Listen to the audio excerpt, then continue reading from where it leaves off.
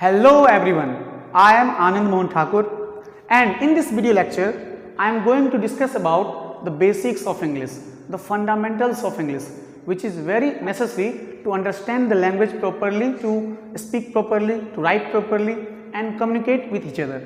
So इस video lecture में हम जानेंगे बेसिक्स या फिर फंडामेंटल्स ऑफ इंग्लिश, बहुत ही बेसिक चीज़ें जो अगर आपको नहीं पता हो तो आपको बहुत सारी परेशानियां का सामना करना पड़ता है। आप लैंग्वेज को ठीक से समझ नहीं पाते हैं, आपको राइटिंग में भी दिक्कत होती है, बोलने में भी दिक्कत होती है। तो उन सब को समझने के लिए सबसे पहले आपको पढ़ना पड़ेगा बेसिक्स ऑफ इंग्लिश। तो इसमें सबसे पहले है आपका सेंटेंस। अब ये सेंटेंस क्या होता है, चलिए समझते हैं। A sentence is a group of words. Sentence जो है ग्रुप ऑफ वर्ड्स होता है। अब वर्ड्स तो आप जानते होंगे, ग्रुप ऑफ लेटर्स जो कोई ना कोई मीनिंग दे उसे वर्ड्स कहते हैं। और उन्हीं वर्ड्स को अगर हम ग्रुप में लिखें, a sentence is a group of word put together, यानी कि उसको हम ग्रुप में एक जगह इकट्ठा करें इन अ सर्टेन ऑर्डर, यानी कि एक फिक्स यानी कि सर्टेन ऑर्डर में, निश्चित ऑर्डर में, जिसका एक मीनिंग हो, गिविंग कंप्लीट सेंस, जो कंप्लीट मीनिंग दे, उसे कहते हैं सेंटेंस। क्या अब देखिए आगे मैंने क्या लिखा है, it should always have an subject and verb combination, compulsory, may have an object and या और फ्रेज या ऑप्शनल। क्या है ये चीजें? देखिए मैंने तो अभी बता दिया आपको कि सेंटेंस क्या होता है, ग्रुप ऑफ वर्ड्स होता है जो एक जगह सर्टेन ऑर्डर में इकट्ठा हो जाते हैं और वो एक कंप्लीट सेंस देते हैं। बट इसमें ना एक सब्जेक्ट और एक वर्ब का होना जरूरी है। सब्जेक्ट क्या है, वर्ब क्या है, ये चीजें हम आगे डिस्कस करेंगे। बट अभी इतना समझते हैं कि इसमें सब्जेक्ट और वर्ब का होना जरूरी ही है। देखिए वहां लिखा हुआ है कंपल्सरी, कंपल्सरी है। इसमें ऑब्जेक्ट हो भी सकता है, नहीं भी हो सकता है। इसमें फ्रेजेस हो भी सकते हैं, नहीं भी हो सकते हैं, इसलिए मैंने लिखा यहाँ पे ऑप्शनल। अभी ऑब्जेक्ट भी क्या है और फ्रेज भी क्या है ये मैं आगे आपको बताऊंगा। बट अभी हम एग्जाम्पल की तरह समझते हैं, एग्जाम्पल के अकॉर्डिंग समझते हैं क्या है ये। जैसे मान लीजिए मैंने पहला एग्जाम्पल लिखा कि Mohan is going to Patna. भी क्या है, Mohan is going to Patna. तो देखिए Mohan is going to Patna, ये 5 आपके वर्ड्स हैं। अब ये पांचों वर्ड्स जो हैं इसको मैंने एक जगह इकट्ठा किया। कैसे? तो इन पांचों को मैंने क्या किया, एक सर्टेन ऑर्डर में इकट्ठा किया, इधर उधर नहीं, मतलब एक ऐसे तरीके से इकट्ठा किया जिससे इसका क्या मीनिंग, इसका कंप्लीट सेंस आए। देखिए मोहन पटना जा रहा है, ये इसका कंप्लीट सेंस आ रहा है ना, तो ये एक सेंटेंस है। यहाँ देखिए बहुत सारे वर्ड्स हैं, 5 वर्ड्स हैं और इन सबको मैंने एक जगह इकट्ठा किया है और ये कंप्लीट सेंस दे रहा है। ठीक है, यहाँ पे मोहन जो है ये सब्जेक्ट है, इज जो है ये आपका वर्ब है। ये दोनों आपका क्या है, वर्ब है। ये आपका हेल्पिंग और ये आपका मेन वर्ब। तो यहाँ पे सब्जेक्ट वर्ब कॉम्बिनेशन है। अब देखिए अगला एग्जांपल मैं कह सकता हूं, जैसे I live in new Delhi. ये आपका एक एग्जांपल। इसमें भी देखिए ग्रुप ऑफ वर्ड्स हैं, एक सर्टेन ऑर्डर में बिठाए गए हैं और ये कंप्लीट सेंस दे रहे हैं। इट मीन्स ये भी आपका एक सेंटेंस है। इसमें भी ये सब्जेक्ट है आपका और ये आपका वर्ब है। तो मैं क्या कह रहा था, जब ग्रुप ऑफ वर्ड्स को एक जगह इकट्ठा किया जाए एक सर्टेन ऑर्डर में, उसमें सब्जेक्ट हो, वर्ब हो और एक वो कंप्लीट मीनिंग दे रहा हो, कंप्लीट सेंस दे रहा हो, इट मीन्स वो एक सेंटेंस है। अब हम समझेंगे सेंटेंस होते कितने प्रकार के हैं, क्योंकि there are 5 types of sentence और we can say there are 4 types of sentence only. 5वां जो टाइप होता है वो चौथे वाले का ही सब पार्ट होता है। 5वां जो टाइप है पहले देख लेते हैं। देखिए काइंड्स ऑफ सेंटेंस। तो पहला जो काइंड है वो है आपका असर्टिव सेंटेंस। दूसरा क्या है, दूसरा है आपका इंटेरोगेटिव सेंटेंस। तीसरा है आपका इंपेरेटिव सेंटेंस और चौथा है आपका एक्सक्लामेटरी सेंटेंस।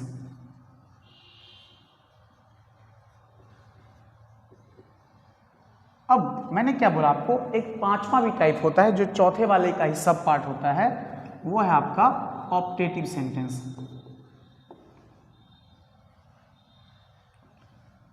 अब देखिए ये 5 टाइप के सेंटेंस होते हैं।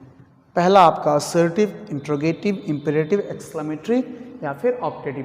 तो इन सब को हम बारी बारी से समझते हैं। तो माय डियर स्टूडेंट्स, अब हम जानेंगे सेंटेंस का पहला वाला पार्ट जो है आपका assertive sentence.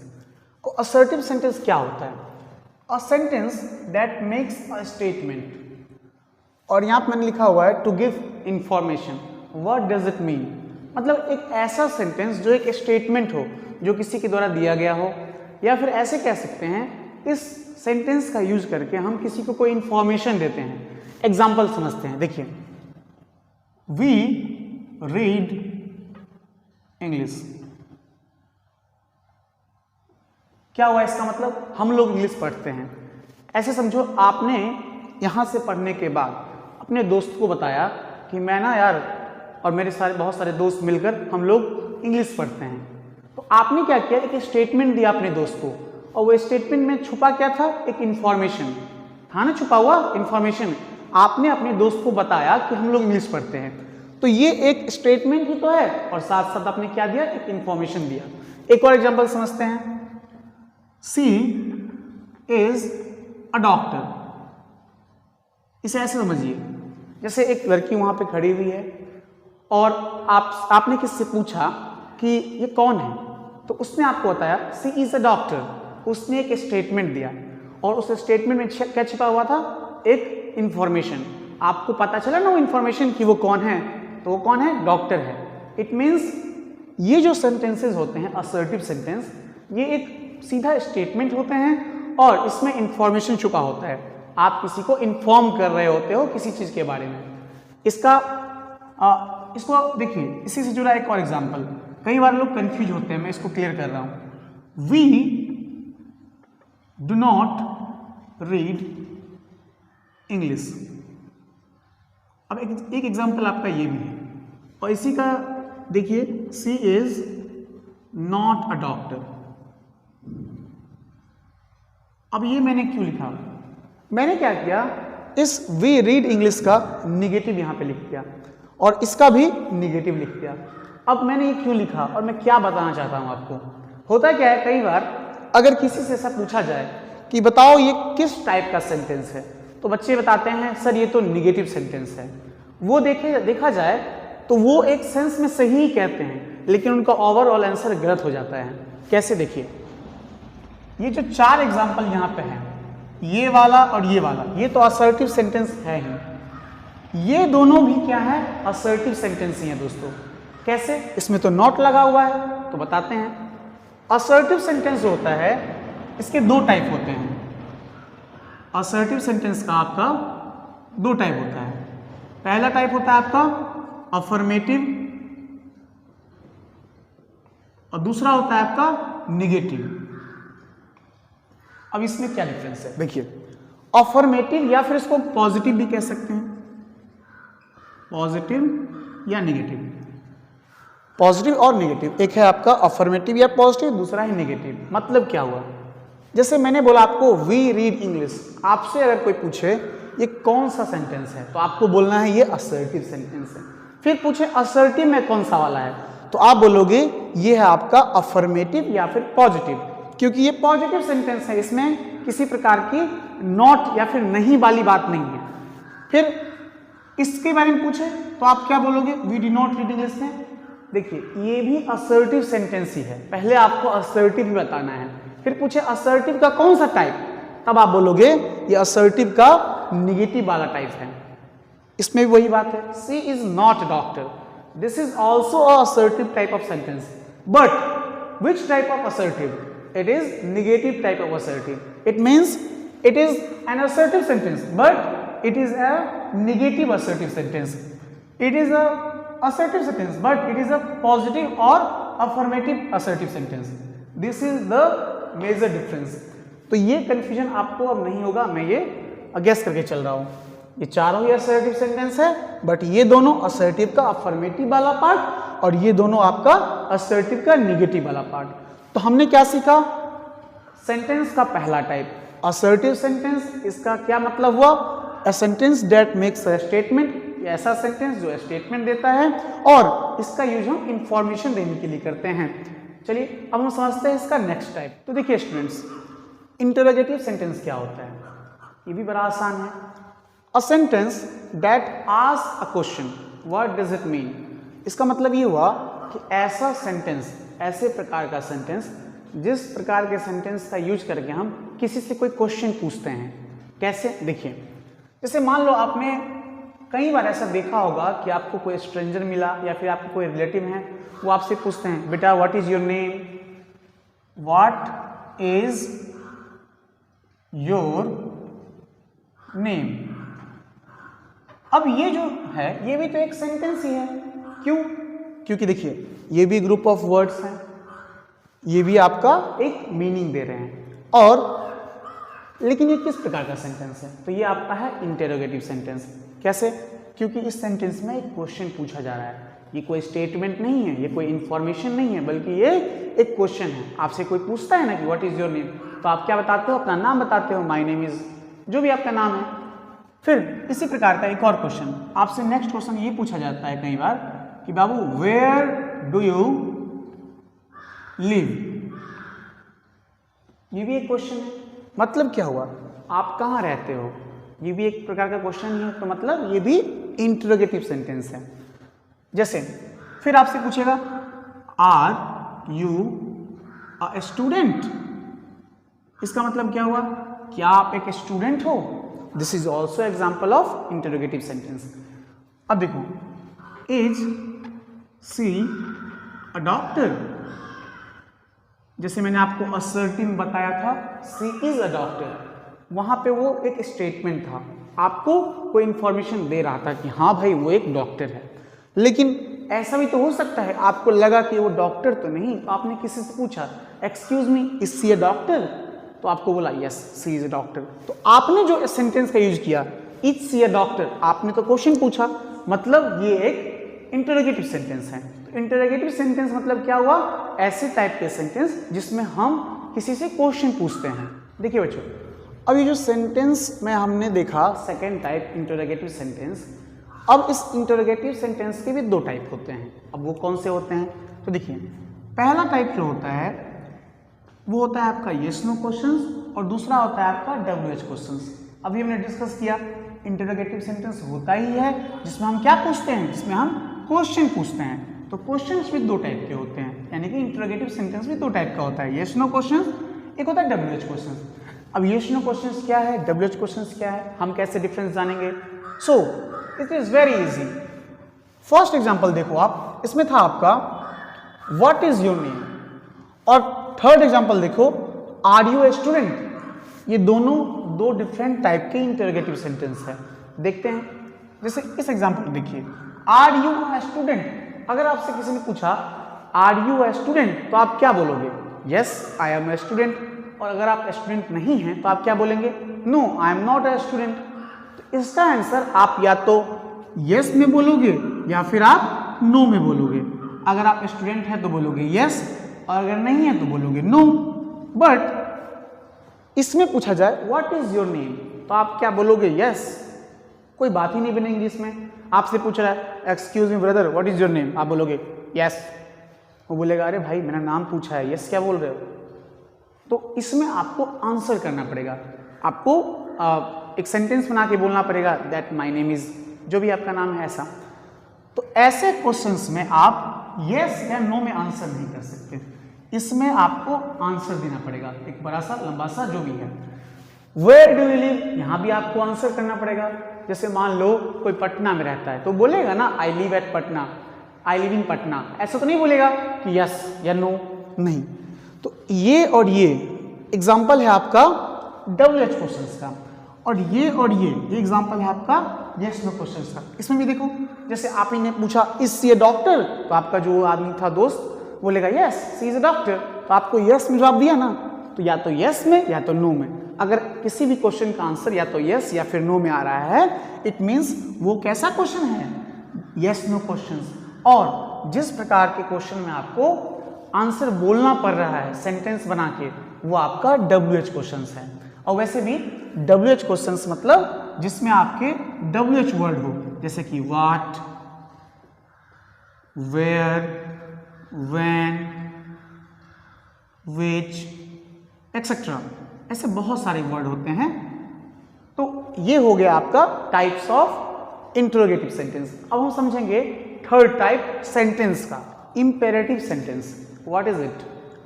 A sentence that expresses an order, a request, a command and advice. क्या हुआ इसका मतलब? ऐसा सेंटेंस जो या तो उसमें किसी को ऑर्डर दे रहा हो, किसी से रिक्वेस्ट कर रहा हो, या किसी को कमांड दे रहा हो, या फिर किसी को एडवाइस दे रहा हो, या फिर सजेशंस। एग्जाम्पल समझते हैं। जैसे कम हियर, मतलब हम क्या बोल रहे हैं, किसी को कमांड कर रहे हैं, या फिर बोल सकते हैं ना इधर आओ, कम हियर, बोलते हैं ना ऐसे। तो ये क्या हो गया आपका इंपेरेटिव सेंटेंस। वर्क हार्ड, ये क्या हुआ? ये एक प्रकार का सजेशन या फिर एडवाइस है कि तुम्हें ना हार्ड वर्क करना चाहिए, जिससे तुम एग्जाम में जो कम नंबर आया था तुम्हारा इस बार अच्छा मार्क्स आएगा। ऐसा होता है ना, कई बार हम किसी को एडवाइस देते हैं। तो ये क्या हो गया आपका? ये हो गया आपका imperative sentence. Do not go there, ये भी एक कमांड है कि वहां मत जाओ, ऐसे बोलते हैं ना। प्लीज डू इट, कृपया इसे कर दीजिएगा। कोई काम ऐसा होगा आपका जो आप किसी से रिक्वेस्ट कर रहे हो कि आप मेरा ये काम कर दीजिएगा, तो ये आपका रिक्वेस्ट हो गया। प्लीज फिनिश द वर्क, कोई काम है आपका जो अटका हुआ है और वो कोई आपका दूसरा आदमी कर सकता है उस काम को, तो आप उससे रिक्वेस्ट कर रहे हो प्लीज फिनिश दिस वर्क या प्लीज फिनिश द वर्क, तो ये भी आपका एक प्रकार का रिक्वेस्ट हुआ। तो ऐसे सेंटेंसेस जिसमें ऑर्डर आए, रिक्वेस्ट आए, कमांड आए, एडवाइस, ऐसे टाइप के सेंटेंसेस को हम क्या बोलते हैं? Imperative sentence. अब अगला जो टाइप है वो है आपका एक्सक्लामेटरी सेंटेंस। अब ये एक्सक्लामेटरी सेंटेंस क्या होता है, देखते हैं। अ sentence which expresses strong feelings, emotions, reactions. मतलब क्या हुआ इसका? ऐसा सेंटेंस जो स्ट्रॉन्ग फीलिंग्स को एक्सप्रेस कर रहा हो, मतलब आपके अंदर की जो भावनाएं हैं जो भर भर के बाहर आ रही है, वैसे सिचुएशन में हम एक्सक्लामेटरी सेंटेंस का यूज करते हैं। आप अपने इमोशंस को बाहर ला रहे हो, आप रिएक्ट कर रहे हो किसी बात पे। एक्चुअली क्या है ना, ये एक्सक्लामेटरी वर्ड जो है ये बना है आपका एक्सक्लेम वर्ड से। एक्सक्लेम, और एक्सक्लेम का मतलब ही होता है अपनी भावनाओं को एक्सप्रेस करना। तो ये जो सेंटेंस है, इस सेंटेंस में आप अपने स्ट्रॉन्ग फीलिंग्स को या फिर इमोशंस को या रिएक्शंस को एक्सप्रेस करते हैं। एग्जाम्पल समझते हैं। एग्जाम्पल से पहले बता दूं मैं आपको कुछ चीजें। इसमें ऐसे प्रकार के सेंटेंस होते हैं जनरली व्हाट या हाउ से शुरू होता है, एग्जाम्पल में देखेंगे हम, या फिर इंटरजेक्शन से शुरू होता है। अभी इंटरजेक्शन क्या होता है ये हम आगे समझेंगे पार्ट्स ऑफ स्पीच में। थोड़ी बहुत तो आपको पता होगी कि इंटरजेक्शन होता है जिसमें हम रिएक्शन वाले वर्ड यूज करते हैं, जैसे हुर्रा, वाव, अलास, ऐसे वर्ड्स एक्सेट्रा। पहला एग्जाम्पल है आपका व्हाट अ मूवी। क्या हुआ इसका मतलब? जैसे मान लीजिए आपने कोई मूवी देखा, हो सकता है आप सिनेमा हॉल में जाके देखो या फिर अपने लैपटॉप में या फिर फ़ोन में देखा आपने मूवी, और आपको मूवी बहुत अच्छी लगी, मूवी बहुत अच्छी, तो आप एकदम बोलोगे ना, अरे यार कितनी अच्छी मूवी है, व्हाट अ मूवी। ऐसे ये जो आपका रिएक्शन आपने इतना दिया, अपने स्ट्रॉन्ग फीलिंग्स को बाहर लाया, that is actually used in exclamatory sentence. ये चीज़ें आप एक्सक्लेमेटरी सेंटेंस में ही लिख सकते हो, because as we know that those sentences which express our strong feelings, our emotions, our reactions, that are used in exclamatory sentence. अगला example देखिए, how lucky you are। आप किसी ऐसे आदमी को, ऐसे बंदे को बोल रहे हो, यार तुम कितने लकी हो। आप रिएक्ट कर रहे हो, आप अपने इमोशंस को बाहर ला रहे हो कि यार तुम कितने लकी हो, तुम्हारा तो बहुत जल्दी जॉब लग गया। मान लीजिए आपका एक दोस्त है, आपका फ्रेंड है, जिसको बहुत जल्दी किसी जॉब में कोई जॉब लग गया हो, या फिर कोई ऐसा मतलब एग्ज़ाम, कॉम्पिटिटिव एग्ज़ाम जो उसने दिया और उसका एग्ज़ाम निकल गया बहुत फास्टली, मतलब बहुत जल्दी निकल गया, तो आप बोलोगे ना यार कि तुम कितने लकी हो, तुम्हारा तो बहुत पहले बार में ही हो गया। तो ये आपका क्या है? रिएक्शन है, हाउ लकी यू आर। हाँ, व्हाट अ लवली सीन, बस वही बात है। या फिर आप या तो कोई मूवी देख रहे हो या फिर कोई ऐसा आप नेचुरल व्यू देख रहे हो, जिस नेचुरल व्यू में आप बोल रहे हो अरे व्हाट अ सीन, या फिर how what a lovely scene, ऐसा। तो ये आपका क्या है? आपका रिएक्शन है। या फिर वही आपको ही जॉब लग गया मान लो और आप खुश हो गए, hurrah I got selected for the job, ये आप अपना क्या दे रहे हो, अपने स्ट्रॉन्ग फीलिंग्स को बाहर ला रहे हो, आप एक्सप्रेस कर रहे हो अपने इमोशंस को। तो ऐसे टाइप के सेंटेंसेस में हम ऐसे टाइप के सेंटेंसेस को एक्सक्लेमेटरी सेंटेंस कहते हैं। सो माय डियर स्टूडेंट्स, जैसा कि मैंने आपको बताया था स्टार्टिंग में कि सेंटेंस होते जनरली 4 टाइप की है, असर्टिव, इंट्रोगेटिव, इंपेरेटिव और एक्सक्लेमेटरी। और एक 5वां भी होता है, वो चौथे का ही सब पार्ट होता है। एक्सक्लेमेटरी का ही एक दूसरा सब पार्ट, उसी का एक कह सकते हैं छोटा भाई है ये, जो है आपका ऑप्टेटिव सेंटेंस। ये क्या होता है इसको भी समझ लेते हैं। तो a sentence which expresses blessings, curse and wish. क्या हुआ इसका मतलब, ऐसा सेंटेंस जिसमें आप ब्लेसिंग्स को एक्सप्रेस करते हैं, आशीर्वाद देते हैं किसी को, या किसी को श्राप देते हैं, कर्स, या फिर किसी के लिए हम विश करते हैं, कामना करते हैं। ऐसे टाइप के सेंटेंसेस को हम ऑप्टेटिव सेंटेंस कहते हैं। और इसका देखिए स्ट्रक्चर मैं बता रहा हूँ, वैसे मैंने आपको किसी भी टाइप का स्ट्रक्चर नहीं बताया, क्योंकि उसमें बहुत सारे ऐसे चीज़ें आएंगी जो अभी आप हो सकते हैं नहीं समझे, इसलिए धीरे धीरे हम सब कुछ समझ जाएंगे। इसका स्ट्रक्चर बताना थोड़ा ज़रूरी था, इसलिए मैं बता रहा हूँ आपको। ऐसे टाइप के सेंटेंसेस में हम ना में पहले लगाते हैं, फिर सब्जेक्ट बता दूं मैं आपको, सब्जेक्ट जो होता है वो आगे बताऊंगा, अभी थोड़ा सा बता दूं मैं। किसी भी सेंटेंस में जो किसी एक्टिविटी को कर रहा हो, समझे, या फिर इसके बारे में वो सेंटेंस में बताया गया हो, उसी को सब्जेक्ट कहते हैं। तो वो सब्जेक्ट हो गया, स्ट्रक्चर में, फिर सब्जेक्ट, उसके बाद वर्ब की फर्स्ट फॉर्म, वर्ब की 5 फॉर्म्स होती हैं, हम आगे पढ़ेंगे। वर्ब की first form, second form, third form, fourth form और फिफ्थ फॉर्म। तो ये हो गया। और साइन ऑफ एक्सक्लेमेशन, देखिए एक्सक्लेमेटरी सेंटेंस में भी साइन ऑफ एक्सक्लेमेशन लगाया था हमने। ये जो होता है आपका ये ऐसे, ये साइन ऑफ एक्सक्लेमेशन होता है। ये एक्सक्लेम किए हुए चीज़ों को जिसमें आप रिएक्ट करते हैं, जिसमें आप अपने स्ट्रॉन्ग फीलिंग्स को जाहिर करते हैं, ऐसे चीज़ों को शो करने के लिए हम ये साइन ऑफ एक्सक्लेमेशन लगाते हैं। तो मैंने क्या बताया अभी आपको, ये ऑप्टेटिव जो है एक्सक्लेमेटरी का क्या है, एक्सक्लेमेटरी का ही क्या है, ये सब पार्ट है। तो इसमें भी क्या करेंगे हम, ये साइन ऑफ एक्सक्लेमेशन लगाएंगे, या फिर इसमें हम नहीं भी लगा सकते हैं तो चलेगा। मैंने क्या लिखा हुआ है, may plus subject plus B1 full stop. But exclamatory sentence में आपको साइन ऑफ एक्सक्लेमेशन लगाना ही पड़ेगा। इसमें आप लगा भी सकते हैं, नहीं भी लगा सकते हैं। एग्जाम्पल देखिए, मे गॉड ब्लेस यू, मे, फिर देखिए गॉड ये सब्जेक्ट है, ब्लेस ये V1 है, और मतलब इसमें मेन मुद्दा समझिए है क्या, इस सेंटेंस में हम किसी को क्या दे रहे हैं, ब्लेसिंग्स दे रहे हैं। It means that kind of sentence in which we bless somebody is written in optative sentence. मतलब ऐसे सेंटेंस जिसमें हम किसी को ब्लेस कर रहे हो, उसे हम ऑप्टेटिव सेंटेंस में लिखते हैं। या फिर may you rot in hell, अरे ये तो कर्स है, ये तो श्राप है, तुम नरक में सड़ो, कीड़े पड़े तुम्हें, ऐसे बोलते हैं ना। ये वाला भी सेंटेंस आपका क्या हो जाएगा, ऑप्टेटिव सेंटेंस हो जाएगा। मे गॉड सेव द किंग, ये भी है। जैसे मान लीजिए आपके ऐसे पुराने ज़माने में जब मोनार्की हुआ करता था, तो राज्यों के जो राजा होते थे वही सब कुछ होते थे। तो जो उनके जो प्रजा होती थी वो विश करती थी कि हमारे राजा को कुछ भी ना हो। तो ऐसा सिचुएशन है, मान लो जहाँ पे राजा बीमार हो गया है, तो राजा बीमार हो गया तो उनकी प्रजा उनके लिए लॉयल है। That's why they are wishing that may God save the king. It means they are wishing from the God, कि राजा को भगवान बचा लो आप। तो ये भी आपका क्या है, एक विश है, एक मनोकामना है। So that kind of sentence is also optative sentence. May Virat score a century. So my dear students, India का हर आदमी इस महापुरुष को जानता ही होगा, विराट कोहली। बहुत सारे दिलों की धड़कन है विराट कोहली। विराट कोहली जब शतक लगाते हैं तो हमारी आंखें नम हो जाती है खुशी से। तो I am a Virat fan also. So मैंने एग्जाम्पल लिया, may Virat score a century. Virat Kohli, आप क्या कर रहे हैं, आप मनोकामना कर रहे हैं, आप विश कर रहे हैं कि हे भगवान अगले मैच में ना विराट कोहली शतक लगा दे, ऐसा सेंचुरी लगा दे। तो ये भी क्या हो जाएगा, आपका ऑप्टेटिव सेंटेंस हो जाएगा। तो ऐसे काइंड ऑफ सेंटेंसेस को क्या बोलते हैं हम, ऑप्टेटिव सेंटेंस बोलते हैं।